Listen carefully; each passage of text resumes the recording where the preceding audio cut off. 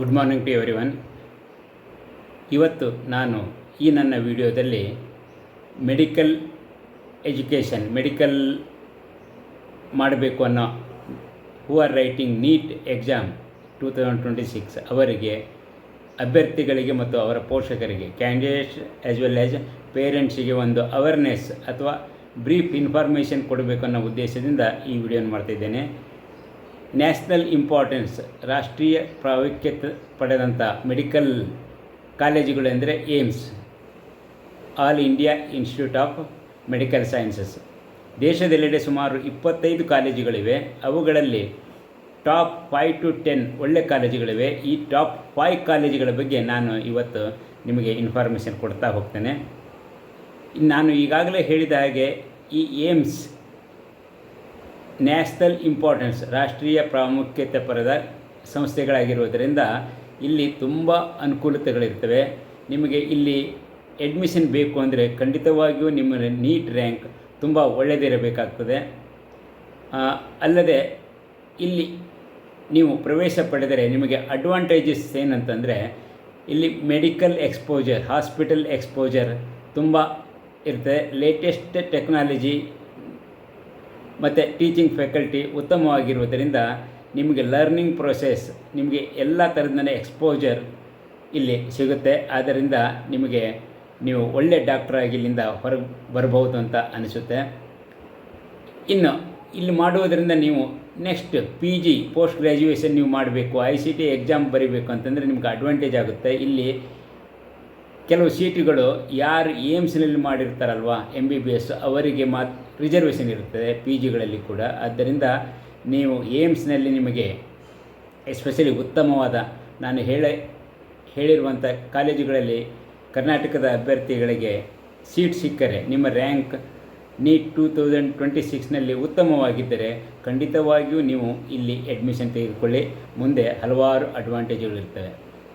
ಇನ್ನು ಇಲ್ಲಿ each category ಅಂದರೆ ಇಲ್ಲಿ ಇದು ಸೆಂಟ್ರಲ್ ಗೌರ್ಮೆಂಟ್ ಇನ್ಸ್ಟಿಟ್ಯೂಟ್ ಆಗಿರೋದರಿಂದ ಇಲ್ಲಿ ರಿಸರ್ವೇಷನ್ ಕರ್ನಾಟಕಕ್ಕಿಂತ ಭಿನ್ನವಾಗಿರುತ್ತದೆ. ಇಲ್ಲಿ ಜನರಲ್ 50% ಆದರೆ SC ST EWS OBC ಕೆಟಗರಿಗಳಿಗೆ ರಿಸರ್ವೇಷನ್ ಇರುತ್ತೆ. ಇಲ್ಲಿ ನೀವು ಮುಖ್ಯವಾಗಿ OBC ಮತ್ತು EWS ಕ್ಯಾಂಡಿಡೇಟ್ಗಳು, ಇಲ್ಲಿ OBC ಮತ್ತು EWS ಕ್ಯಾಂಡಿಡೇಟ್ಗಳು ನಿಮ್ಮ ಡಾಕ್ಯುಮೆಂಟ್ಸನ್ನು, ಸರ್ಟಿಫಿಕೇಟನ್ನು, ಕ್ಯಾಸ್ಟ್ ಸರ್ಟಿಫಿಕೇಟನ್ನು, OBC ಮತ್ತು EWS ಸರ್ಟಿಫಿಕೇಟನ್ನು ಪಡೆದರೆ ನಿಮಗೆ ತುಂಬ ಅಡ್ವಾಂಟೇಜ್ ಇರುತ್ತೆ.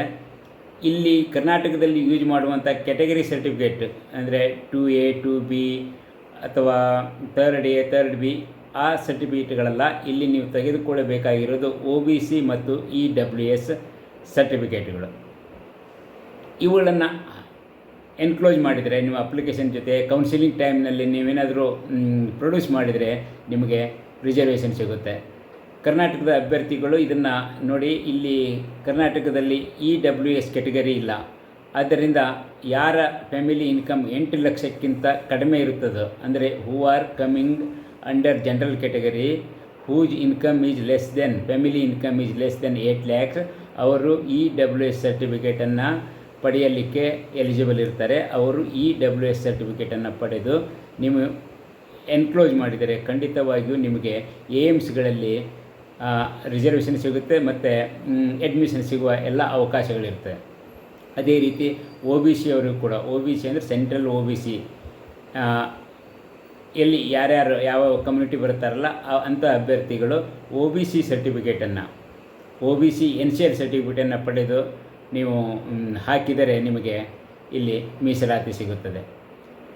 ಆದ್ದರಿಂದ ನೀವು ಕರ್ನಾಟಕದ ಅಭ್ಯರ್ಥಿಗಳು ಈ ನ್ಯಾಷನಲ್ ಇನ್ಸ್ಟಿಟ್ಯೂಟ್ಸ್ಗಳಿಗೆ ಪ್ರವೇಶ ಪಡೆಯಲು, ಈಗ ನಾನು ಏಮ್ಸ್ ಟಾಪ್ 5 ಕಾಲೇಜುಗಳ ಬಗ್ಗೆ ಸ್ವಲ್ಪ ವಿವರಣೆ ಕೊಡ್ತೇನೆ.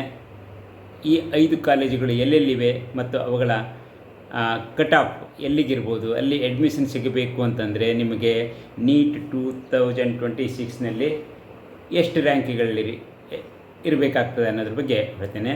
ಮೊದಲನೇದಾಗಿ ಈ ಟಾಪ್ 5 ಕಾಲೇಜುಗಳು ಎಲ್ಲೆಲ್ಲಿದ್ದಾವೆ. ಮೊದಲನೇದಾಗಿ ಫಸ್ಟ್ ನಂಬರ್ ಡೆಲ್ಲಿ ಆದರೆ, ಎರಡನೇದು ಜೋಧ್ಪುರ್ ರಾಜಸ್ಥಾನದಲ್ಲಿದೆ, ಮೂರನೇದು ಭೋಪಾಲ್ ಮಧ್ಯಪ್ರದೇಶದಲ್ಲಿ, ನಾಲ್ಕನೇದು ರಿಷಿಕೇಶ್ ಉತ್ತರಾಖಂಡದಲ್ಲಿದೆ.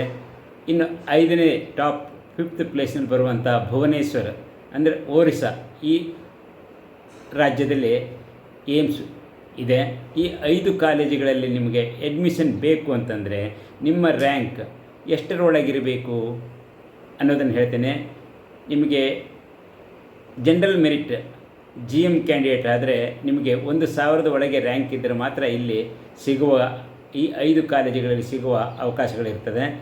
ಇನ್ನು EWS ಕ್ಯಾಟಗರಿಯವರಿಗೆ ಸುಮಾರು 2-2.5 ಸಾವಿರ ತನಕ ರ್ಯಾಂಕ್ಗಳಿದ್ದರೂ ಕೂಡ ಅಡ್ಮಿಷನ್ ಸಿಗುವ ಅವಕಾಶ ಇರ್ತದೆ. ಅದಕ್ಕಾಗಿ ಹೇಳಿದೆ ನಿಮಗೆ, ಈ ಎಕನಾಮಿಕಲಿ ವೀಕರ್ ಸೆಕ್ಷನ್ನವರಿಗೆ ತುಂಬ ಅಡ್ವಾಂಟೇಜ್ ಇರ್ತದೆ. ಕರ್ನಾಟಕದಲ್ಲಿ ಈ ಅಭ್ಯರ್ಥಿಗಳಿಗೆ ಸಪರೇಟ್ ಮೀಸಲಾತಿ ಇಲ್ಲ. ಆದ್ದರಿಂದ who are coming under general ಮೆರಿಟ್ನಲ್ಲಿ ಯಾರು ಬಂದಿದ್ದಾರೆ, ಯಾರ ಇನ್ಕಮ್ಮು 8 ಲಕ್ಷಕ್ಕಿಂತ ಕಡಿಮೆ ಇದೆ, ಅವರು EWS ಸರ್ಟಿಫಿಕೇಟನ್ನು ತೆಗೆದುಕೊಂಡು ನೀವು ಏಮ್ಸ್ ಅಂತ ಕಾಲೇಜಿನಲ್ಲಿ ಅಡ್ಮಿಷನ್ ತಗೊಳ್ಳಿಕ್ಕೆ ಪ್ರಯತ್ನ ಪಡ್ಬೋದು. ಇನ್ನು OBC ಅವರಿಗೆ 1,500ರಿಂದ 1,800ವರೆಗೆ ಈ 5 ಕಾಲೇಜುಗಳಲ್ಲಿ, ಎಲ್ಲ ಏಮ್ಸ್ ಕಾಲೇಜುಗಳಲ್ಲ, ಈ ಟಾಪ್ 5 ಕಾಲೇಜುಗಳ ಬಗ್ಗೆ ಮಾತ್ರ ನಾನು ಕಟ್ ಆಫ್ ಹೇಳ್ತಾ ಇದ್ದೇನೆ. 1,800ವರೆಗೆ ನಿಮ್ಮ ರ್ಯಾಂಕ್ ಬಂದರೆ ಇಲ್ಲಿ ಸಿಗುವ ಅವಕಾಶ ಇರುತ್ತದೆ. SC ಅವರಿಗೆ ಸುಮಾರು 8,000 ಒಳಗೆ ನಿಮ್ಮ ರ್ಯಾಂಕ್, ಆಲ್ ಇಂಡಿಯಾ ರ್ಯಾಂಕ್ 8,000 ಒಳಗೆ ಇರಬೇಕಾಗುತ್ತದೆ ನಿಮಗೆ ಇಲ್ಲಿ ಅಡ್ಮಿಷನ್ ಬೇಕೆಂದರೆ. ಅದೇ ರೀತಿ ಶೆಡ್ಯೂಲ್ಡ್ ಟ್ರೈಬ್ ST ಅವರಿಗೆ ಸುಮಾರು 15,000ವರೆಗೂ ಕೂಡ ನಿಮಗೆ ಅಡ್ಮಿಷನ್ ಸಿಗುವ ಅವಕಾಶ ಇರ್ತದೆ.